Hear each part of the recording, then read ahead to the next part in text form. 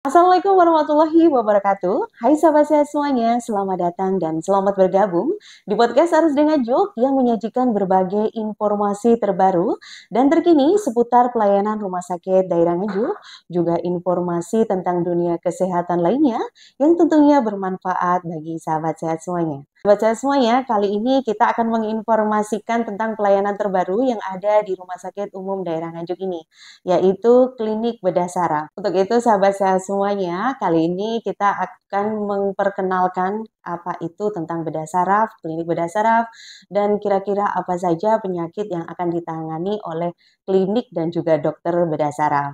Tapi tentunya kita akan perkenalan dulu dengan narasumber kita yang sudah hadir di studio podcast kita saat ini.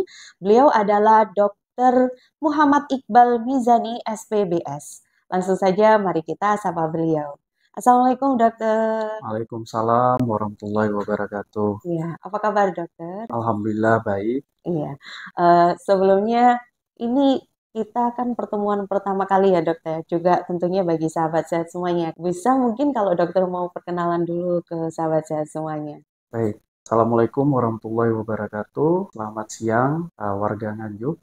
Perkenalkan, saya Dr. Muhammad Iqbal Mizani, spesialis bedah saraf. Nantinya akan memulai pelayanan pertama bedah saraf di RSUD Nganjuk. Iya, dokter, sebenarnya kan ini baru ya dok ya di klinik bedah saraf sendiri di rumah sakit. Sebelumnya apa sih dok kira-kira untuk pelayanan bedah saraf atau klinik bedah saraf sendiri itu penjelasan dasarnya seperti apa? Pelayanan bedah saraf itu adalah sebuah pelayanan yang tujuannya untuk menilai apakah ada tidaknya gangguan yang menyangkut sistem saraf pusat maupun sistem saraf perifer. Nah, sistem saraf pusat itu cakup apa saja seperti saraf-saraf di otak, kemudian saraf-saraf dari tulang belakang. Nah, sehingga bedah saraf itu terfokus untuk melakukan intervensi pembedahan terutama terhadap kasus-kasus tersebut. Nah, kurang lebih seperti itu. Kalau di sini sendiri kan juga sudah ada dokter spesialis saraf ya dok ya. Betul. Kira-kira apa dok perbedaannya kalau ke bedah saraf sama spesialis saraf sendiri gitu? Mungkin apa kliniknya juga berbeda atau nanti mungkin jadi satu dok? Yang membedakan dokter saraf dan dokter bedah saraf adalah intervensi pembedahannya. Nah, sehingga untuk tindakan-tindakan yang sifatnya terutama emergensi maupun yang non-intervensi yang sekiranya memerlukan tindakan nantinya akan ditangani oleh dokter bedah Bedah saraf. saraf. Nah, untuk kliniknya sendiri itu mungkin berbeda. Berbeda juga ya Ya, dok ya.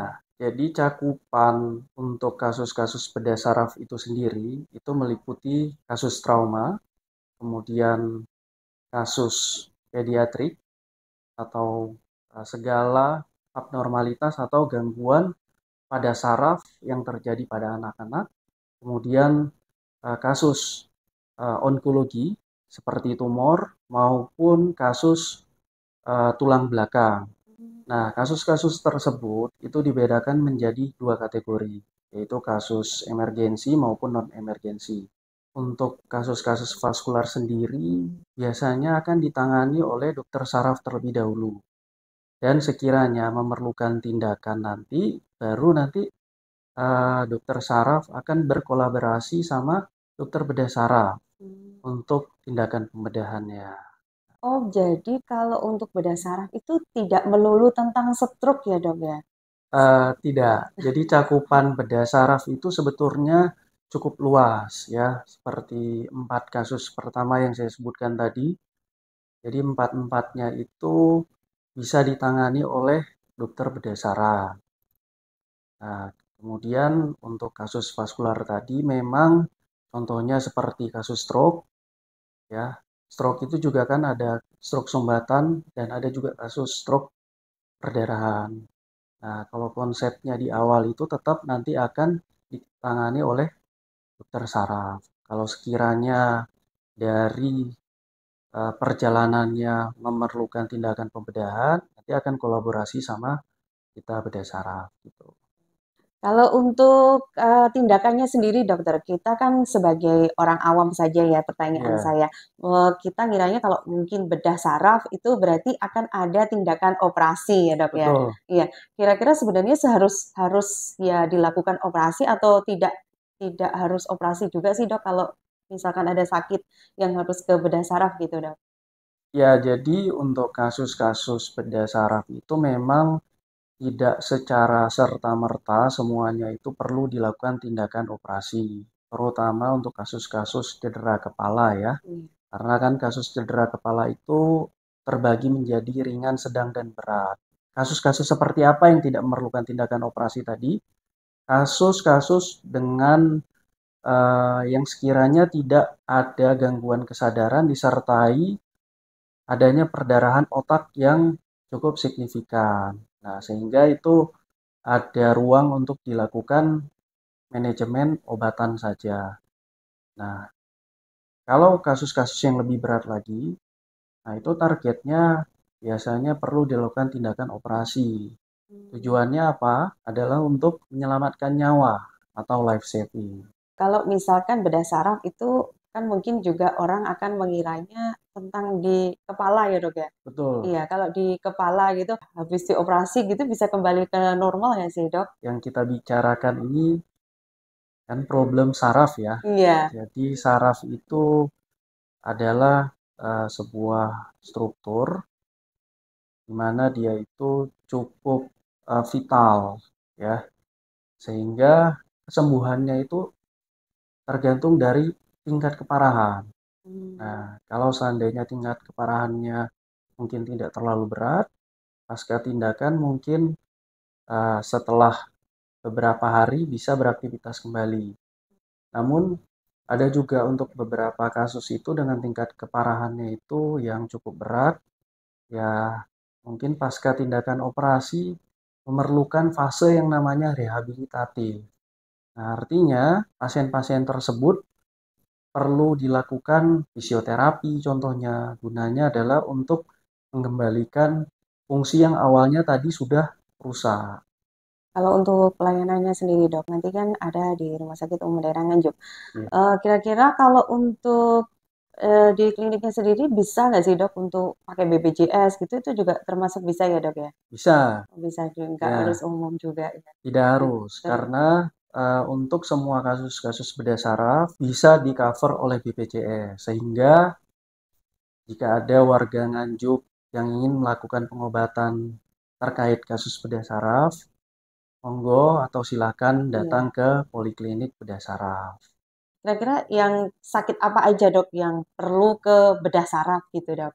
Ya, jadi sakit-sakit yang sekiranya perlu perhatian dari warga-warga sekalian itu contohnya seperti nyeri kepala yang tidak sembuh-sembuh. Jadi itu perlu perhatian bahwa perlu ke poli. Atau kalaupun nyeri kepalanya itu memberat, bisa langsung ke IGD. Karena itu termasuk ke dalam warning sign.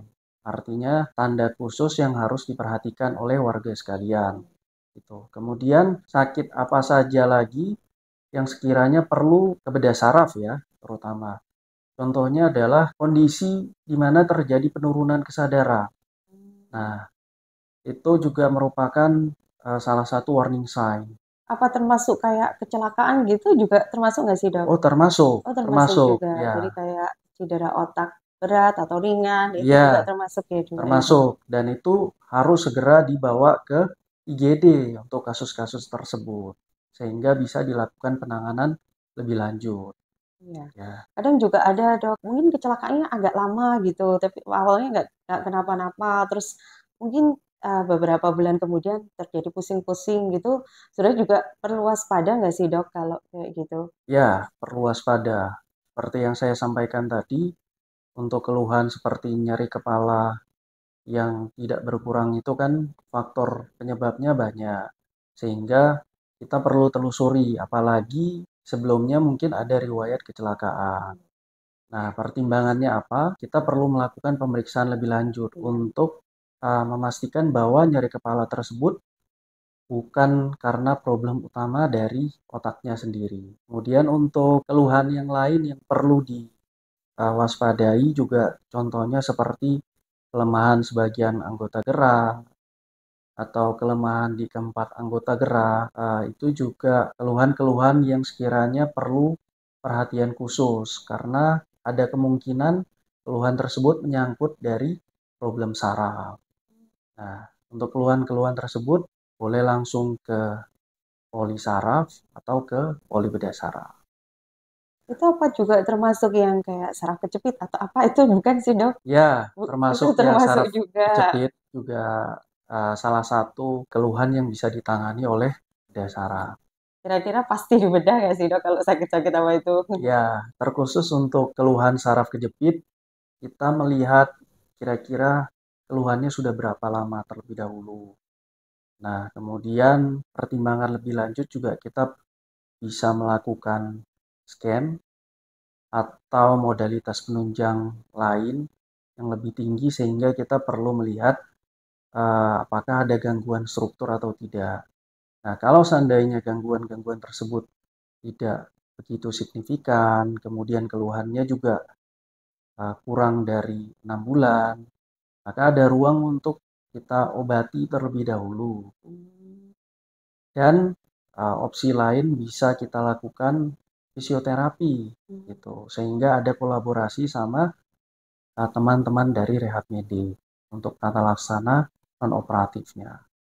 Banyak sekali informasi-informasi yang baru saya dengar termasuk kayak ternyata kalau bedah saraf itu bukan melulu tentang stroke atau mungkin sama dokter saraf gitu. Ternyata lebih ke semuanya ya dokter ya. Ya, Iya. Nanti kan ke depannya ini akan ada klinik di Rumah Sakit Umum Daerah Nganjuk ini. Kalau dokter sudah melihat, kira-kira sudah siap ya dok ya kalau untuk alat-alatnya atau mungkin dokter sendiri juga akan mempersiapkan untuk warga Nganjuk juga ya dok ya.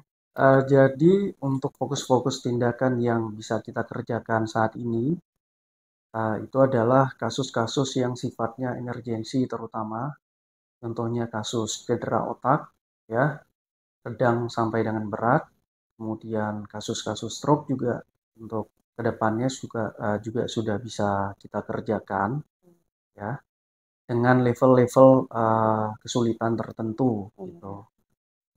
Jadi dapat disimpulkan bahwa untuk kasus-kasus cedera otak, ya, kemudian stroke, kemudian hidrosefalus juga yang memerlukan tindakan pemasangan selang permanen itu sudah bisa kita lakukan ke depannya.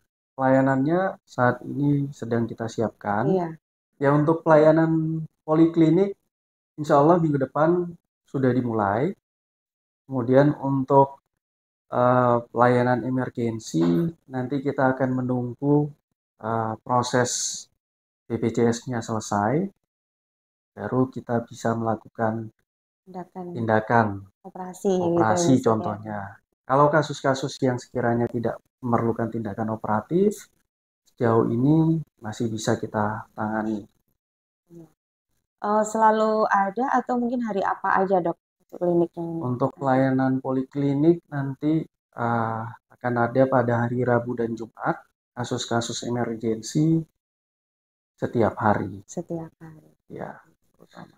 Dokter, ini menarik sekali. Sudah cukup juga di pertanyaan dari saya. Mungkin ada tambahan dok, kalau mau mungkin menyampaikan pesan atau mungkin ke depannya akan ada apa gitu bersama dokter untuk di klinik bedah saraf. Ya, jadi pesan dari saya untuk warga Nganjuk semua, jangan takut untuk berobat ke bedah saraf, terutama dengan keluhan-keluhan yang sudah saya sampaikan tadi. Silahkan kalau ada keluhan tersebut bisa datang ke poli bedah saraf, atau sekiranya keluhan tersebut mengalami perberatan, monggo segera ke IGD. Artinya nanti akan kita telusuri dulu kira-kira keluhan tersebut apakah murni karena problem dari sarafnya ataukah karena problem yang lain. Artinya penanganan fase akutnya itu bisa kita identifikasi dulu gitu.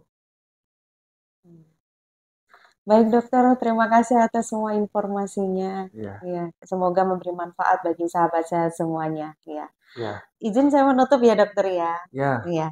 Baik sahabat sehat semuanya, itu tadi informasi yang dapat kami sampaikan. Jika sahabat sehat semuanya ada gangguan atau mengalami penyakit yang seperti Dokter Iqbal jelaskan tadi, langsung saja datang ke klinik bedah saraf di Rumah Sakit Umum Daerah Nganjuk.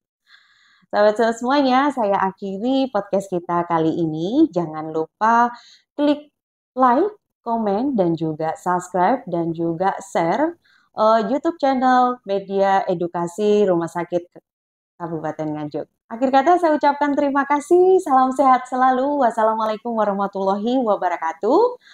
RSD Nganjuk. Yes, I care.